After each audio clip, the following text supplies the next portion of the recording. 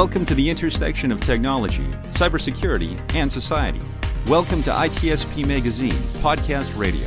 You're about to listen to an episode of Tech Done Different podcast with Ted Harrington. Do you follow the pack or challenge the status quo? Join Ted as he explores how to succeed by going against conventional wisdom. You'll hear leaders in technology and security tell stories about how they achieve their success by doing things differently. Knowledge is power, now more than ever.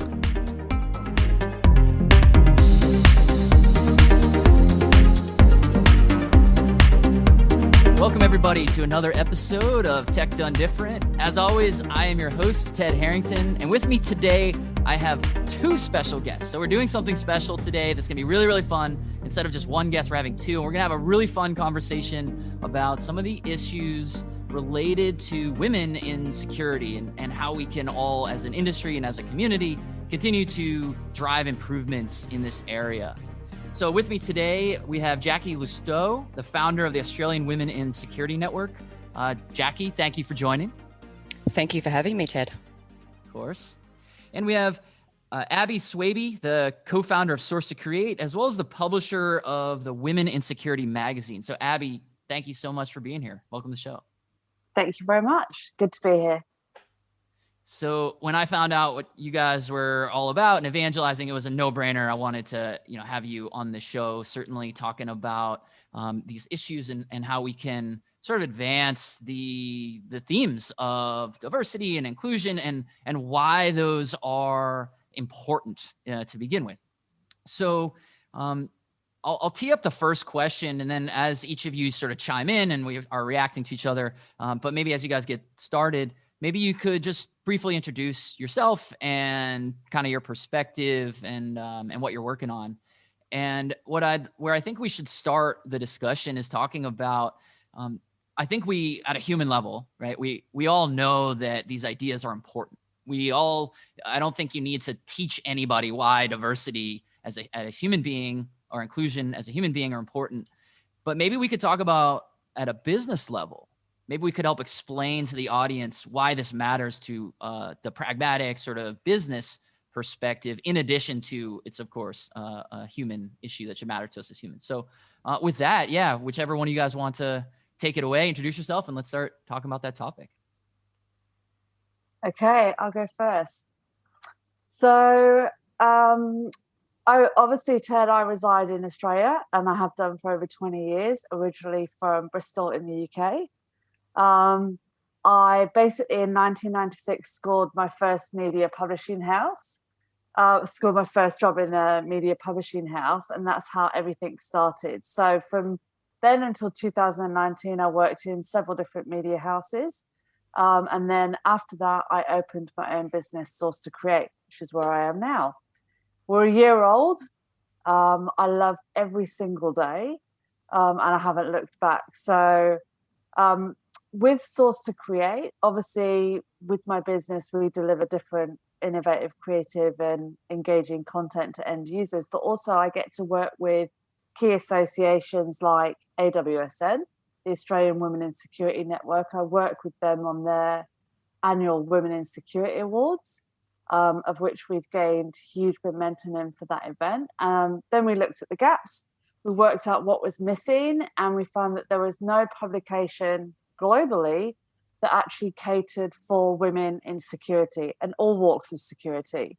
There are lots of groups, associations, different events, but there was no publication. So we launched Women in Security, and I launched that in partnership with AWSM. So on that note, the reason why we launched Women in Security was to basically give men and women actually a new platform to discuss the new developments and perspectives and issues and progresses that are arising across when it comes to diversity. We cover all different types of women in leadership. We hear inspirational stories from females in all types of security roles. And we look at progression, hiring, coping with a non-diverse workforce. So this is very timely. Training and recruitment. So that's pretty much me in a nutshell. I launched the first issue on the 26th of February, so it's only been out nearly a week now. It's pretty exciting. Thank you. And it looks very great. Scary. Yeah, it was. I learned a few things when I launched it, that's for sure. And I've launched quite a few magazines in my lifetime, but this one was the scariest of them all. Launching into an industry that ultimately everybody's looking at you when you talk about women in security. So it was very nerve-wracking, but I have to say, been very humbling.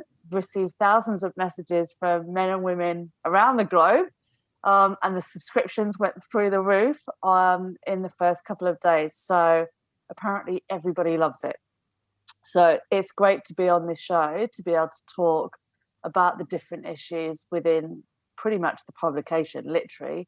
Yeah, so that's it. So Jacqui, I'll let you introduce yourself before we start answering the question. Thanks, Aby. So I've been in cybersecurity for almost 2 decades, well, more than 2 decades. I started off studying a Bachelor of Information Systems, started off as a Unix administrator, was kind of like a techie person when I then moved to London to work over there as a security consultant. So I worked there for like 7 years as a security consultant. And then I moved over to Paris, where I was a consultant as well. And then I moved back to Australia, and I remember going to one of my conferences and going, okay, where are all the women? And I was really shocked by the fact that, there weren't so many women that are in the room. And I kind of found another woman that was there, and I said, I don't know anyone, actually. I've just come back to Australia. Can I please just hang out with you? And she said, yeah, sure, fine. And she introduced me to some other people that were in the room, and that was really lovely. And I felt very welcomed after she introduced me to people. But that first initial shock of walking into a room and just feeling very different and not knowing anyone was very daunting. So that person and myself, we kind of met up for like a casual breakfast. And soon after that, we met up with other women and said, okay, do you know what, before a conference, let's all just meet up. And, we can go into the conference kind of together. And that's kind of how we started the AWSN. We started off with just like a casual breakfast just before a security conference. And then we went, do you know what, I'm sure there's other women that are out there in Australia. So we started a LinkedIn group. And very quickly that grew, and we started to connect different women that were across the different states. Then we said, okay, well, let's instead of casual breakfast, let's do events. So we started to do monthly events in different states, and that's how we organically grew. So now we have chapters in each state across Australia. We also have a cadet program for helping women that are in security for 3 years or less. So these include students or people that are transitioning from another area into security, or also people that have just, started out in security. And what we do is we try to connect those entry-level people to each other. So all these uni students that might be alone in their particular course, it's really great for them to meet other students. And so then they can then encourage each other and go to conferences together, learn together. And that's been really positive because I remember going to one university, and that student was like saying, one of the female students came up to me afterwards and went, oh, thank you so much for coming to talk. I was having doubts about whether or not I should pursue a career in security because I'm the only female student, and all my male students are asking me why I'm doing it because I'm a girl. And I was like, okay, we need to do something about this. So that's why we started to further develop the AWSN cadet program. And that's been going on for the last 4 years, which is really great. And now we're diversifying in terms of the things that we're doing. So we partnered with Aby to do the awards 3 years ago, which was really great. 2 years ago, sorry. And now the magazine. And now we're launching a mentoring program and also some women in leadership training. So we've just we started as a kind of casual LinkedIn group, and now we've turned into an association, which is really great. That's super cool to hear.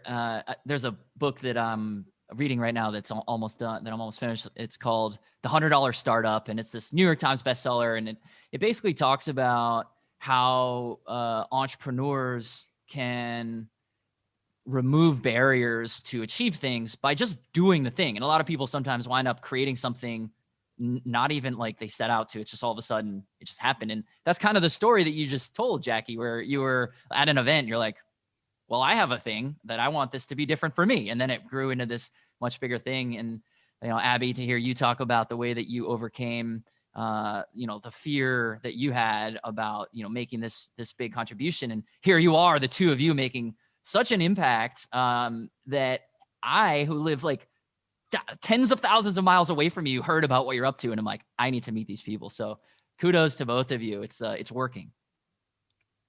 Thank you.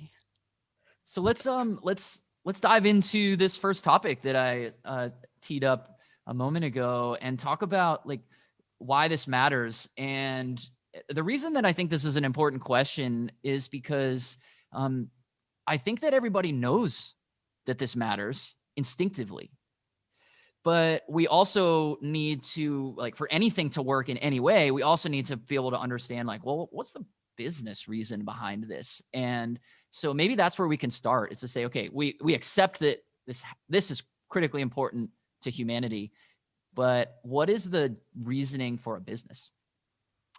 So, okay. So just in regards to that question, why is it important? To be completely honest, why isn't it important?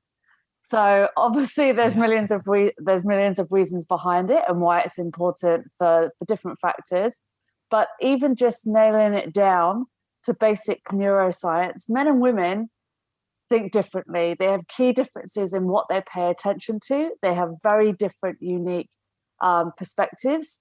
Women are inherently great at driving innovation. They tend to work in fast-paced environments. They're compassionate, intuitive, and relate through different forms of psychology. So they use empathy, communication, and they're more appreciative of other viewpoints. So having women on teams within businesses can actually help improve your team processes, boost different group collaboration, and create a more well-rounded workforce. Their different perspectives, our different perspectives, come from a different way of living, a lived experience that allow us to gain from the different choices and the knowledge that we can gain from that to deliver the unique perspectives against different potential issues, threats, and solutions within our roles. So it is the same for every single industry. It just seems to be that the percentages seem to be very low when it comes to IT security. So there is a real business benefit to having diversity on a team, bringing a different, fresh approach in order to look at the same problem in a new way. And it is just good for business. There are metrics out there that prove that there is a business case. You look at different reports from PwC, McKinsey, and MSCI, they all show that having a diverse workforce increases productivity, profitability, and a company's reputation when it comes to recruitment. So it is important. Everyone does already know about it, but I think the education just needs to keep going out there and being pushed to the industry. And I have to say that I love the questions that I'm getting from companies has changed. It's not about, okay, why is diversity important? It's, okay, I don't have any females in my team. How do I get more females in my team? And I think that's really refreshing after, just a few years. Instead of me being asked to go on panels, why is diversity important? It's actually, how do we actually fix this problem? So I think that there definitely has been a shift. People understand that diversity is important. And as Aby was mentioning, it is good for business. Like if we think about the population, 50% of us are female. So, when it comes to product development or, human-centered design, you need to have women at the table as well, because you are selling to half the population, or you are trying to produce a service which needs to be okay for females as well. So there definitely is a real business need to be able to, to include women at the table. And I agree also with Aby in the fact that, this is not just a problem for information security. I think a lot of these issues that we'll be talking about today is for a lot of the groups that, there's low numbers of females in those occupations. Technology seems to be a big one. And even within technology, security is even smaller. So that's why this particular area is why Aby and I are so focused on it, because if we can solve it within our particular industry who are actually wanting to make a change, then we can make a bigger impact rather than trying to solve it for all of tech or all of STEM.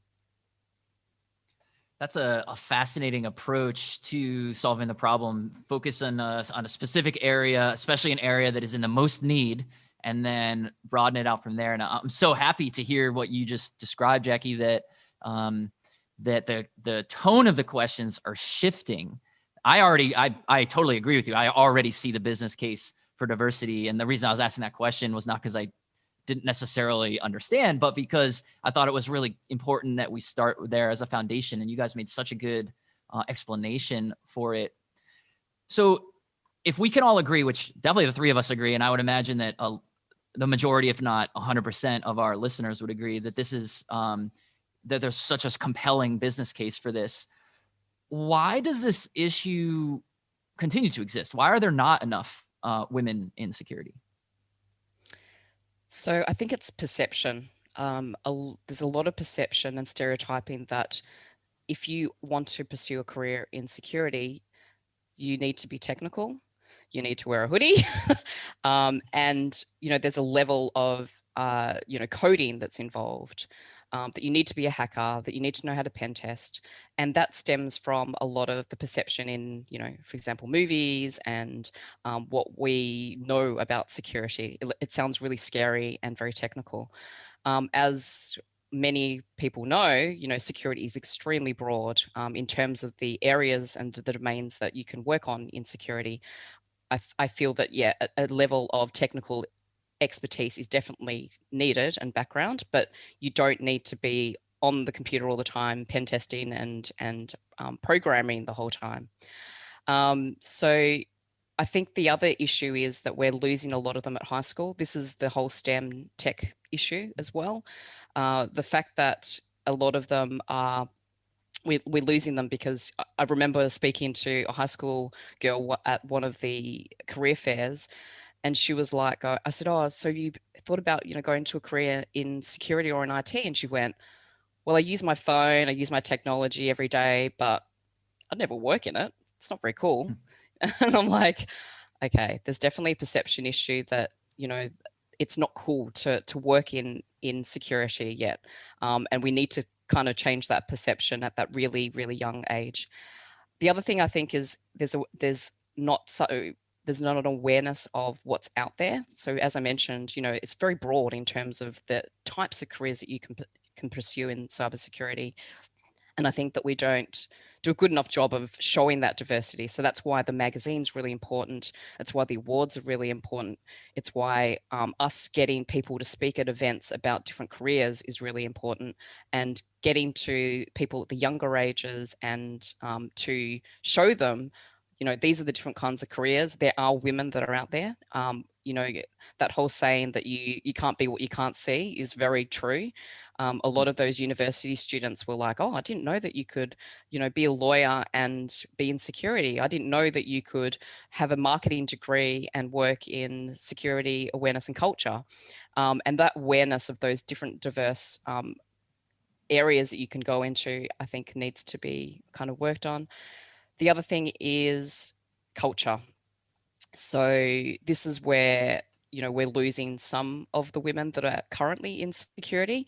So there are some companies where the culture is quite toxic and not very welcoming for women that are working in security. Very early on when we started the AWSN, there was a lot of women that would confide in me to say that, they were in a not a very welcoming environment. And they felt like that they were trapped there. They didn't think that there was anything that they could actually do. And they thought that that was what the industry was like. So the good thing for them was meeting other women that were in other companies to actually hear about, how they were thriving or how they were doing, gave them the motivation to, make that move and to stay. Because that's the thing. If you are in one bad company and you think that's how the whole industry is, and you don't get exposure to other companies or other people, then that's how we can lose people. So I think that whole knowing where those toxic companies are and knowing when it's not a great place to work and moving is important. And job ads as well. There's a lot of bias in a lot of those job ads. So as females, I know that I've done the same. Like when there's a job ad that comes up, I have a look at it and go, oh, I don't do that one thing. No, can't apply for it. There was one job that I went for, which was the title was the director of cybercrime. And I went, oh my God, that sounds so cool. I definitely want to go for that. And when I was looking through the criteria and I spoke to a colleague of mine, he said, oh, no, you can't go for that. You don't do that. And I was like, but it sounds so cool. I'm going to go for it anyway. And I did, and I got it. And I love that job. It was one of my, favorite jobs that I actually worked on. But, a lot of those job ads, they have a laundry list of things. And yes, you may want those kind of people or that skill set and those competencies, but just remember that it may be isolating certain people because they may not want to apply for it due to confidence or not thinking that they can go for that role. And so, making sure that you have a look at the language when it comes to job ads and reach out to certain people that you think might be really great for the role can really help with that as well. That's a pretty cool insight. A lot of what you said is cool insights, but the one part that you just mentioned, literally today at our company, we had we're having an internal discussion actually about this exact topic. And we were talking about, well, how do we address that problem where if there's 10 bullet points and the way that men are wired and the way that women are wired, the research seems to show that men might look at it and say, well, I only have 4 of these bullet points, so that's good enough. I'll go for it. And of course, we're generalizing here, and women might say, well, I only have 9. I don't have the 10th, so I won't.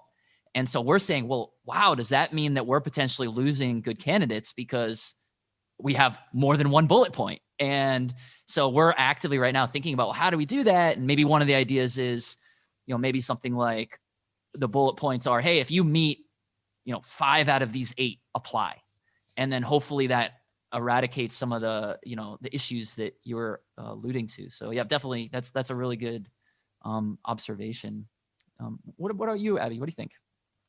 Well, Jackie pretty much nailed it on her response, but just on what you said then, within the conversation that you've had today, changing that job ad, changing the language within the job ad, and maybe don't make the job ads so technical, because there's a lot of women that will look at these job ads that are very highly qualified, that can do the job, but they're just not from a non-technical background. So offer them different choices in regards to training and development, because we're fast learners.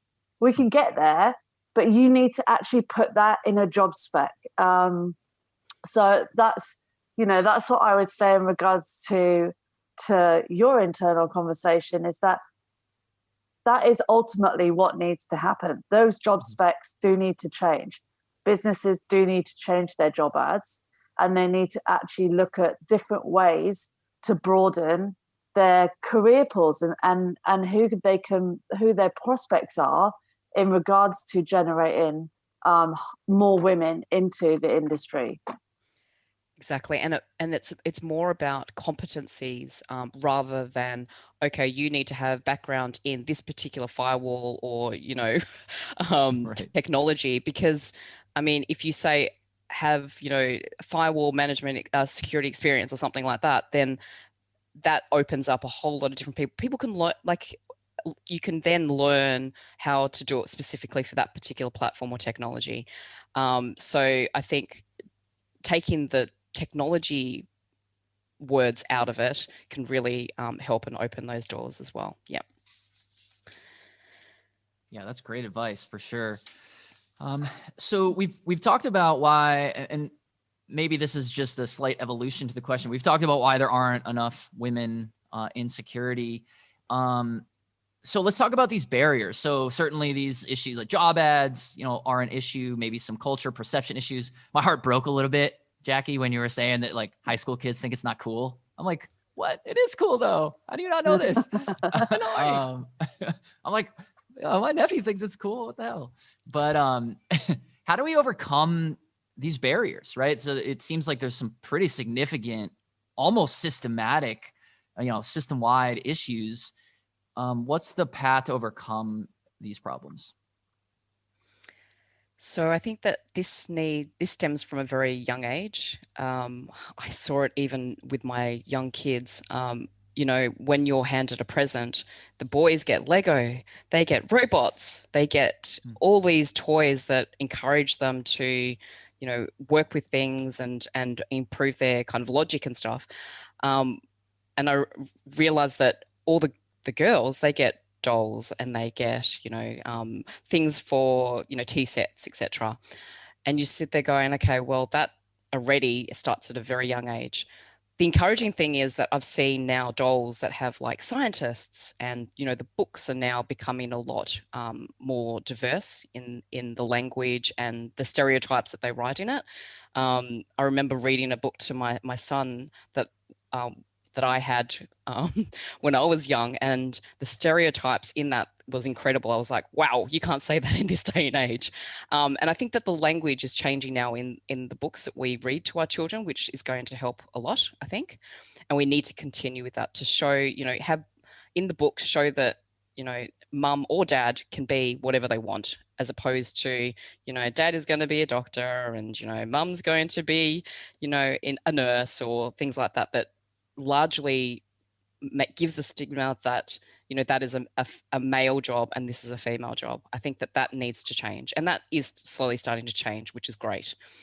And then learning what the different careers are. So I feel that we need to really make this change in high school. So like year 7 and 8, that's when people are influenced as to what they want to be. They have to make that choice already, whether, okay, I want to go down the science career or I want to go down the arts career. And if we don't expose them to this is what it's like to be in technology or in security at that early age, they're not even going to consider it. And they won't want to then go on to university and potentially take that career path. I think that it's great that we're starting to see a lot more coding camps. So a lot of organizations have been pushing for a lot of that, which is really helping. And you can see that has made a massive difference. Like there are more women that are coding now. And I think that it's largely thanks to those programs out there that are encouraging young girls to have a love for coding. We need to do something similar, I think, for, security. There are programs out there, especially in Australia, the ACA have rolled out the cybersecurity challenges, which makes they're kind of like fun challenges that high school students can do. And it's great to see that the participation of women are increasing in that as well, which is really great because it gives them an idea of, okay, this is what it's like to work in security. But it also teaches them the importance of security as well, which I think is a double benefit. So learning about, okay, this is why security is important, but also, hey, how about considering a career in security is really important. So I think it's the starting at a young age, which is really important, but it's also encouraging companies to be more flexible with their employees and equal pay. So when it comes to, and I think that we've made some progress in this, a lot of the large company, like when I was in France and that was, sorry, French listeners, if there are any French listeners, but when it came to flexible working, a lot of the women went back to work at 3 months. And I when I asked for extended maternity leave, they were looking at me like, oh, wow, really? Do you want to do 8 months? And I went, yes, no, I do. I want to definitely stay with my child, and then I want to be part-time. And they went, part-time? We don't even have it in the system. So, it's a different culture shift. Here in Australia, I think that we are really great with that. We have, it's accepted as a culture that you take a year off for maternity leave and then work part-time. However, when it comes to security, I think those part-time jobs are not so common. I've been very lucky that I've been able to work part-time in all kinds of different schemes. So I'm going to do a promotion for job sharing. I did job sharing, and job sharing was fantastic. I got promoted into a job share role at a big bank, and that was fantastic. I know that I was very lucky. I was with a job share partner who was brilliant. So the great thing about job sharing is that you get 40 years experience in one person. Like the girl that I job shared with, she had a background of marketing, psychology, and I had the technical background. So together we were a fantastic team because we really complemented each other. And it meant that we really did work the 3 days, and it allowed us to actually have time with our family, but also to work, in security in our roles. So I think that companies need to look more at those flexible working schemes in order to retain, really great talent and great women that are in our industry, because we do lose them because they think that they don't have a choice, that they have to stay home and look after the family because they can't work as well as look after the family. Yeah, and I think just to add on that, clearly within schools, the message is men are better at tech than females are. I know that from having 2 girls and 1 boy in my household. My girls, I was insistent that they needed to do some kind of technology, STEM class or security class. But the school teacher that was actually teaching that, he was the nerdy, uncool teacher that no one wanted to be in that classroom. It was really uncool and it was boring. On top of that, I had my son in another room playing video games and watching movies. And it those really reinforced the stereotypes that we actually have still today in tech. And also in cybersecurity. Look at the hacker movies, they're all men. And like Jackie said, they're either in hoodies or in suits walking into big buildings and organizations trying to hack someone. So are we actually really surprised that it's the majority of men dominating the industry? So as mentioned already, the only way to actually change that and to change the industry is to remove the gender bias stereotypes. And as I've learned very recently, which, coming from a family, my upbringing and a family of 3 kids, 2 girls, 1 boy, color is very important. And I just learned a very valuable lesson by issuing the first issue of Women in Security magazine with a pink cover. And I did that not because of pink is girls at the moment, it might not be tomorrow, and blue is boy. It's all down to the fact that that was what looked best with the illustration that we had on the front cover. It was also a mixture of both my logo for Women in Security magazine and the AWSN logo. And it was a mixture of everything. So I think we need to change the different messaging that we have out there, including color, imagery for cybersecurity, no hoodies, job specs descriptions and the language used within them that we've already brought up. And within the organizations themselves, we need to remove the barriers of the unconscious gender bias in the workplace. People say they don't have it, but you do. It is there. I think everybody has it. There aren't enough mentors in the industry to bring these young females up through the organization into different leadership roles and tell them what's what's going to benefit them, what's not going to benefit them, and how to get to that next step. Flexibility as well. Men are seen as having to have the full-time jobs, and Jacquie actually nailed it there, where, she wants to do work share and part-time and all those different things, but why can't the men do that? And why can't the women be there and have the flexibility within the office to do full-time? So it kind of works in both ways, for men and for women. Businesses just need to be more flexible in their job roles.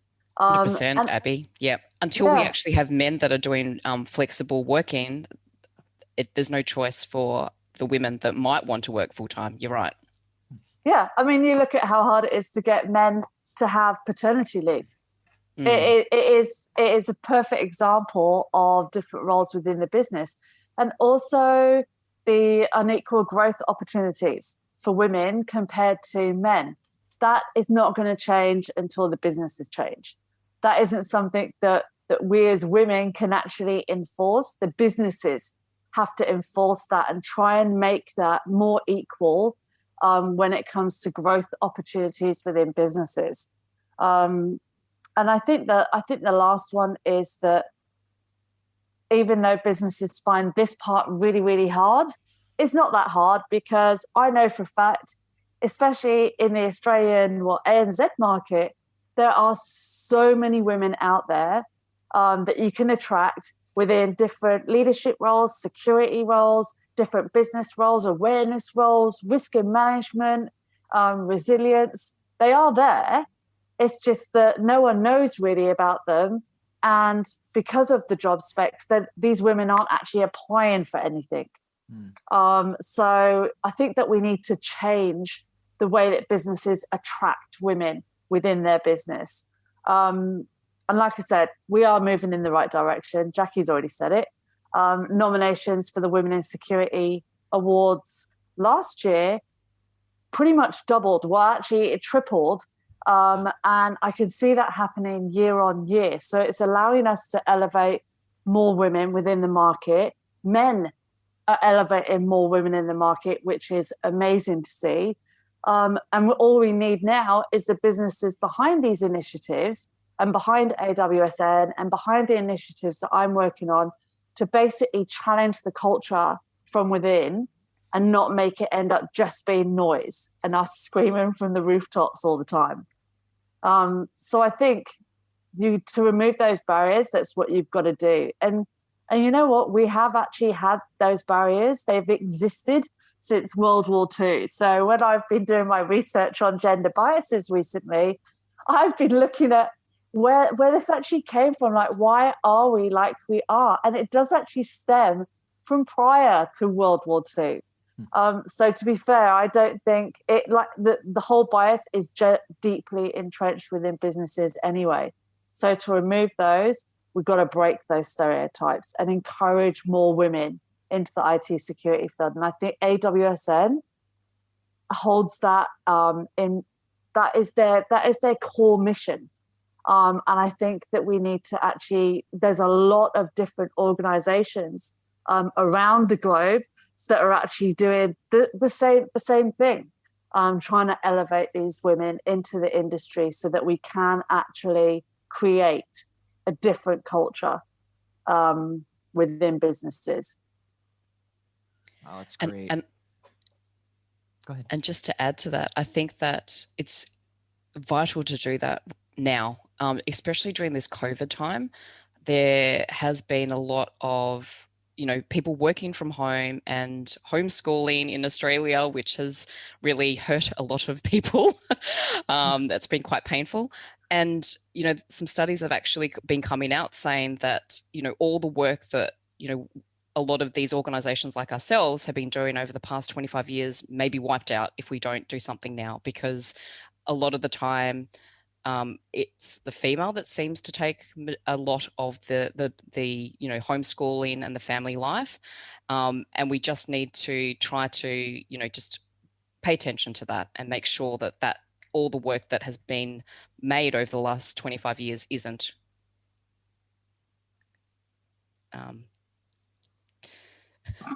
So we don't lose it, right? Yeah. We don't lose it. Yeah. Yeah. Awesome. Well, those are really great insights all around for sure. So as we wrap up on time here, and man, I could talk to the two of you guys for the next 17 hours straight, but we can't. So if we were going to leave with just maybe one idea here, there have been so many ideas that you've all shared. And so maybe this is even just a restatement of something that you've already said, but for the men who are listening to this show right now, many of whom are in leadership positions and can actually go implement change at their organization, but also including men who maybe aren't in a leadership position, but just in the way they go about their daily role.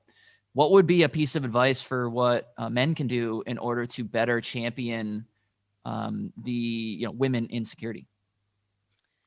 So for men and women, day to day, I think one thing that can really make a difference is that if you see somebody that has potential, you reach out and actually offer help. So that's either mentoring, or it might be to put them on some training, or simply when you're in a meeting and they have a really great idea and they're trying to articulate it, but they're not quite getting heard, to reiterate what they're saying and say the language, I agree with you,